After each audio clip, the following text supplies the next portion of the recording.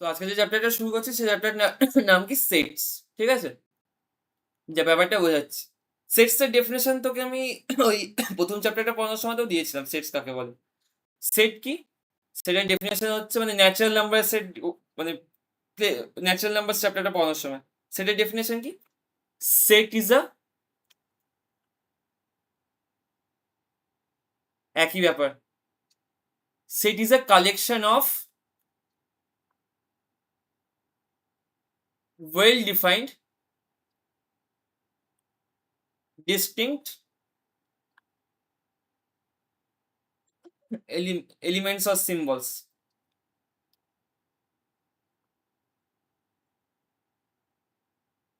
Well defined মানে কি? Well defined কথাটা এখন বুঝতে পারবি না, ওটা হায়ার ক্লাসে গিয়ে বুঝতে পারবি। আপাতত ডিস্টিংক্ট, ওয়েল ডিফাইন্ড মানে যেটা ভালোভাবে বোঝা যাচ্ছে এমন কোনো জিনিস না যেটাকে আমি বুঝতে পারছি না, আপাতত এইটুকু বোঝ। ডিস্টিংক্ট মানে কি, সেটস এর প্রত্যেকখানে এলিমেন্টকে ডিফারেন্ট হতে হবে, ঠিক আছে? তো আমরা ইন জেনারেল সেট এইভাবে বাচ্চারা এভাবে রিপ্রেজেন্ট করে 1 2 3 এইটা একটা সেট, কারণ দেখ চারটে এলিমেন্টের সম্বন্ধে আমি 1 2 3 4 চারটে এলিমেন্টকে আমি জানি, আর এগুলো কি আমাদের কাছে ওয়েল নোন, আর চারটে এলিমেন্ট কি ডিফারেন্ট, তাই তো? শুনছিস? তাহলে আমি বলতে পারছি এখানে বি একটা সেট, বি একটা সেট, সেট হলো। কিন্তু ধর 2 3 5 6 6 এ বি সি প্রশ্নটা লিখলাম, এখানে এইটা কি একটা সেট হবে? এটা সেট হবে না, কারণ দেখ এখানে ছয়টা দুবার আছে, মানে সবকটা এলিমেন্ট ডিফারেন্ট না, সেটের যে এত 1 2 3 4 5 6 7খানা এলিমেন্ট আছে, 7খানা এলিমেন্ট ডিফারেন্ট না, তাহলে এটা একটা সেট হবে না। এটা বুঝতে পারলি? এবার সেটে মেনলি তিনটে ফর্ম হয়, তো এটার সম্বন্ধে জানবি। একটা হচ্ছে গিয়ে তোর ডেসক্রিপটিভ ফর্ম, একটাকে বলে সেট বিল্ডার ফর্ম, আর একটাকে বলে তোর রোস্ট ফর্ম, রোস্টার ফর্ম। ঠিক আছে, আমি একটা একটা করে লিখছি। একটা হচ্ছে তোর নাম্বার 1 সেটের, যদি আমি ফর্মস হিসেবে সেটকে ডিফারেন্সিয়েট করি,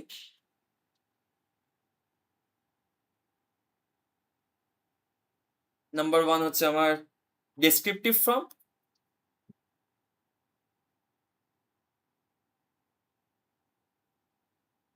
নাম্বার ডেফিনেশন কিছু মুখস্থ করতে নেই এসবে, জাস্ট রাখবি। একটা হচ্ছে কি তোর, এটা অনেকে স্টেটমেন্ট ফর্মও বলে, ওটা লিখলাম না।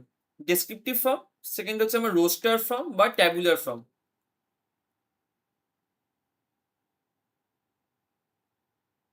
আর থার্ড ওয়ান ইজ তোর সেট বিল্ডার ফর্ম। যেই জায়গাটা বুঝতে পারবি না, আমি বারবার বলছি, সেই জায়গাটা আমাকে জিজ্ঞেস করবি ধরে তখনই।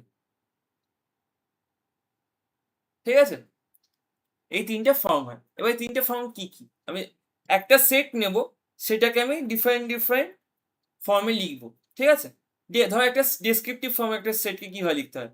ডেসক্রিপটিভ ফর্ম একটা এক্সাম্পল হলো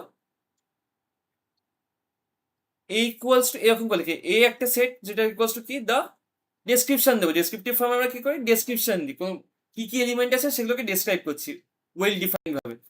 এ equals to a set of all even numbers less than 10। ঠিক আছে, এইটা হচ্ছে কি তোর ডেসক্রিপটিভ ফর্ম। ঠিক আছে, এক্সাম্পল। এবার এইটাকে যদি আমি রোস্টার বা ট্যাবুলার ফর্মে লিখতে চাই, ঠিক আছে, তাহলে সেই এলিমেন্ট গুলোকে আমি কিভাবে, সেই এলিমেন্ট কোনগুলো যেগুলো এর থেকে ছোট, 10-এর থেকে ছোট আর ইভেন নাম্বার।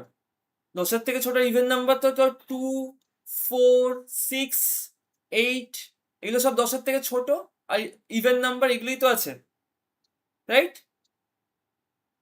বুঝতে পারছিস তো? রোস্টার ফর্মে এইটাকে যদি আমি রোস্টার ফর্মে লিখতে হয় এই সেটটাকে, এই সেট এটাকে, তাহলে এই ইকুয়ালস টু লিখবো সেকেন্ড ব্র্যাকেটের মধ্যে এর রোস্টার ফর্মে যাবে 2 4 6 আর 8। ঠিক আছে,